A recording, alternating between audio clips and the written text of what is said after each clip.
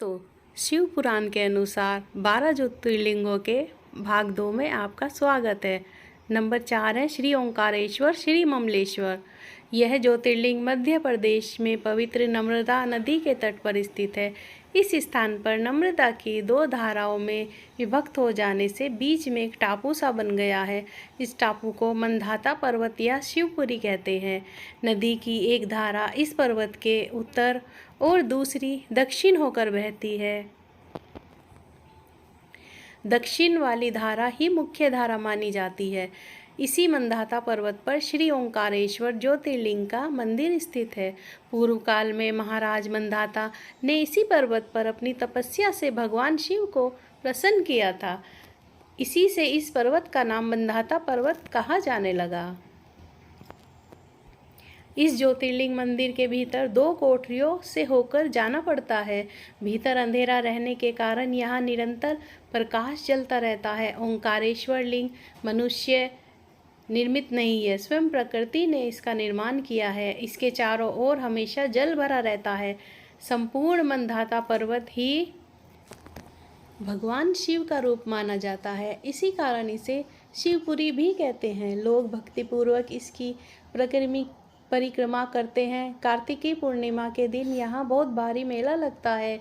यहाँ लोग भगवान शिव जी को चने की दाल चढ़ाते हैं। रात्रि की शिव आरती का कार्यक्रम बड़ी भव्यता के साथ होता है। तीर्थ यात्रियों को इसके दर्शन अवश्य करने चाहिए। इस ओंकारेश्वर ज्योतिर्लिंग के 2 स्वरूप हैं। एक को ममलेश्वर के नाम से जाना जाता है। यह नर्मदा के दक्षिण तट पर ओंकारेश्वर से थोड़ी दूर हटकर है। पृथक होते हुए भी दोनों की गणना एक में ही की जाती है। लिंग के 2 स्वरूप होने की कथा पुराणों में इस प्रकार दी गई है। एक बार विंध्य पर्वत ने पार्थिव अर्चना के साथ भगवान शिव की 6 मास तक कठिन उपासना की। उनकी इस उपासना से प्रसन्न होकर भूतवाहन शंकर जी वहां प्रकट हुए। उन्होंने विंध्य को उनके मनवांछित वर प्रदान किए।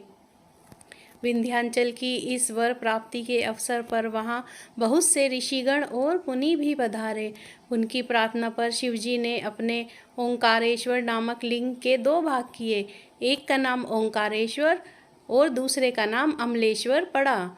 दोनों लिंगों का स्थान और मंदिर पृथक होते हुए भी दोनों की सत्ता और स्वरूप को एक ही माना गया है। शिव पुराण में इस ज्योतिर्लिंग की महिमा का विस्तार से वर्णन किया गया है। श्री ओंकारेश्वर और श्री ममलेश्वर के दर्शन का पुण्य बताते हुए नर्मदा स्नान के पावन फल का भी वर्णन किया गया है। प्रत्येक मनुष्य को इस क्षेत्र की यात्रा अवश्य करनी चाहिए। लौकिक पारलौकिक दोनों प्रकार के उत्तम फलों की प्राप्ति भगवान ओंकारेश्वर की कृपा से सहज ही हो जाती है। अर्थ, धर्म, काम, मोक्ष के सभी साधन उनके लिए सहज ही सुलभ हो जाते हैं। अंततः उसे लोकेश्वर महादेव भगवान शिव के परम धाम की प्राप्ति भी हो जाती है। भगवान शिव तो भक्तों पर अकारण ही कृपा करने वाले हैं। फिर जो लोग यहाँ आकर उनके दर्शन करते हैं, उनके सौभाग्य के विषय में कहना ही क्या है। उनके लिए तो सभी प्रकार के उत्तम पुण्य मार्ग सदा सदा के लिए खुल जाते हैं। नंबर 5 पे है श्री केदारनाथ ज्योतिर्लिंग। यह ज्योतिर्लिंग पर्वतराज हिमालय की केदार नामक चोटी पर स्थित है।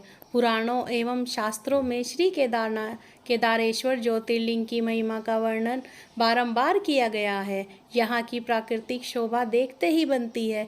इस चोटी के पश्चिम भाग में पुण्यमती मंदाकिनी नदी के तट पर स्थित केदारेश्वर महादेव मंदिर अपने स्वरूप से ही हमें धर्म और आध्यात्म की ओर बढ़ने का संदेश देता है।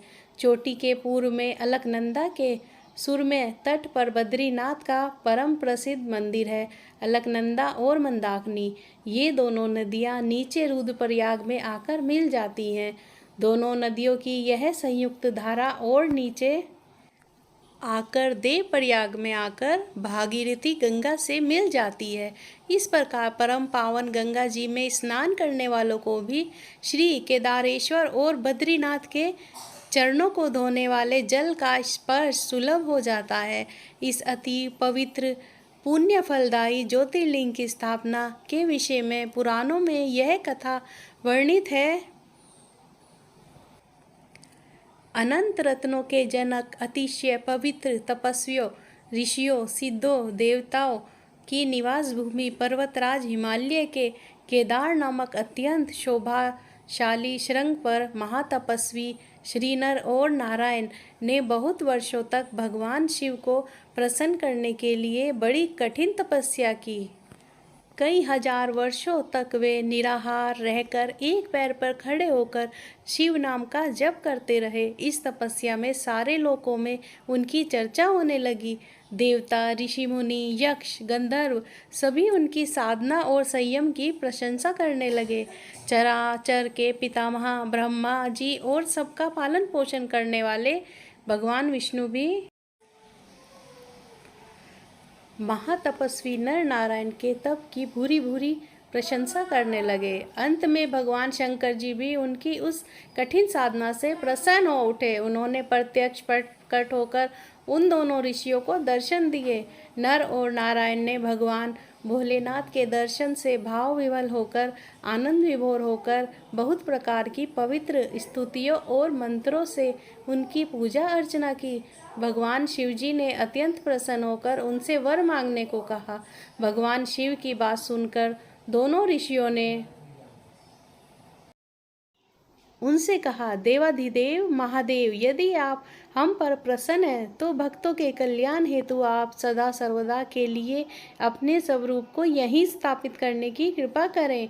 आपके यहाँ निवास करने से यह स्थान सभी पवित्र प्रकार से अत्यंत पवित्र हो उठेगा। यहाँ आपका दर्शन पूजन करने वाले मनुष्य को आपकी अविनाशिनी भक्ति प्राप्त हुआ करेगी। प्रभु, आप मनुष्यों के कल्याण और उनके उद्धार के लिए अपने स्वरूप को यहाँ स्थापित करने की हमारी प्रार्थना अवश्य ही स्वीकार करें। उनकी प्रार्थना सुनकर भगवान शिव ने ज्योतिर्लिंग के रूप में वहाँ वास करना स्वीकार किया। केदार नामक हिमालय श्रृंग पर स्थित होने के कारण इस ज्योतिर्लिंग को श्री केदारेश्वर ज्योतिर्लिंग के रूप में जाना जाता है। भगवान शिव से वर मांगते हुए नर और नारायण ने इस ज्योतिर्लिंग और इस पवित्र स्थान के विषय में जो कुछ कहा है वह अक्षरशः सत्य है। इस ज्योतिर्लिंग के दर्शन, पूजा तथा यहाँ स्नान करने से भक्तों को लौकिक फलों की प्राप्ति होने के साथ साथ अचल शिव भक्ति तथा मोक्ष की प्राप्ति भी हो जाती है। नंबर 6 है श्री भीमा शंकर। यह ज्योतिर्लिंग पुणे से लगभग 100 किलोमीटर दूर सह्याद्री की पहाड़ी पर स्थित है। इसे भीमा शंकर भी कहते हैं। इस ज्योतिर्लिंग की स्थापना के विषय में शिव पुराण में यह कथा वर्णित है। प्राचीन काल में भीम नामक एक महाप्रतापी राक्षस था। वह कामरूप प्रदेश में अपनी माँ के साथ रहता था। वह महाबली राक्षस राज रावण के छोटे भाई कुंभकर्ण का पुत्र था, लेकिन उसने अपने पिता को कभी देखा न था। उसके होश संभालने से पूर्व ही भगवान राम द्वारा कुंभकर्ण का वध कर दिया गया था। जब वह युवावस्था को प्राप्त हुआ तब उसकी माता ने उससे सारी बातें बताई। भगवान विष्णु के अवतार श्री रामचंद्र जी द्वारा अपने पिता के वध की बात सुनकर वह महाबली राक्षस अत्यंत संतप्त और क्रुद्ध हो उठा। अब वह निरंतर भगवान श्री हरि के वध का उपाय सोचने लगा।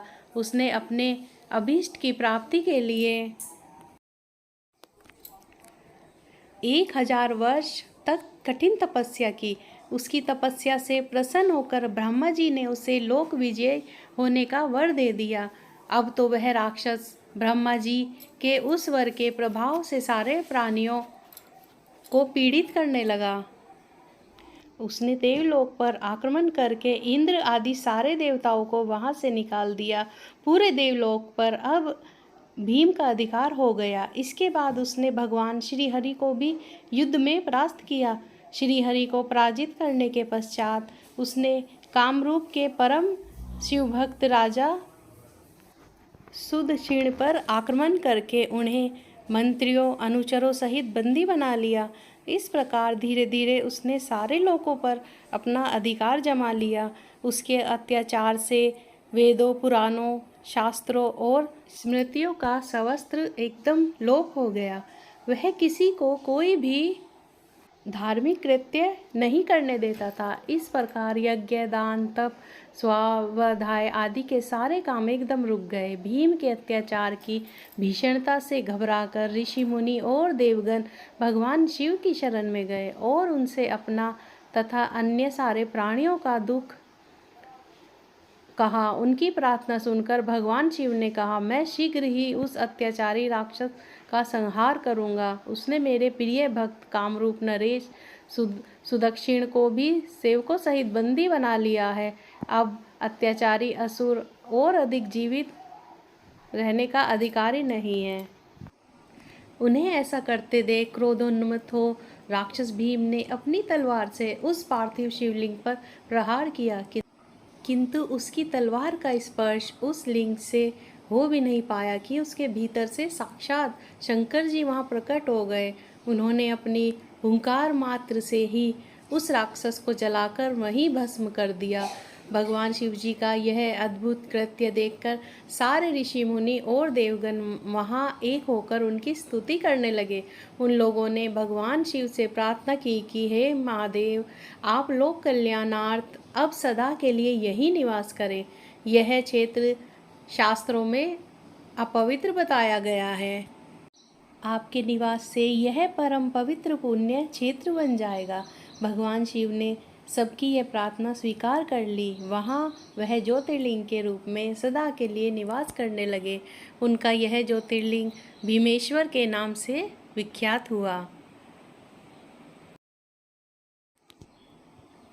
शिव पुराण में यह कथा पूरे विस्तार से दी गई है। इस ज्योतिर्लिंग की महिमा अमोघ है।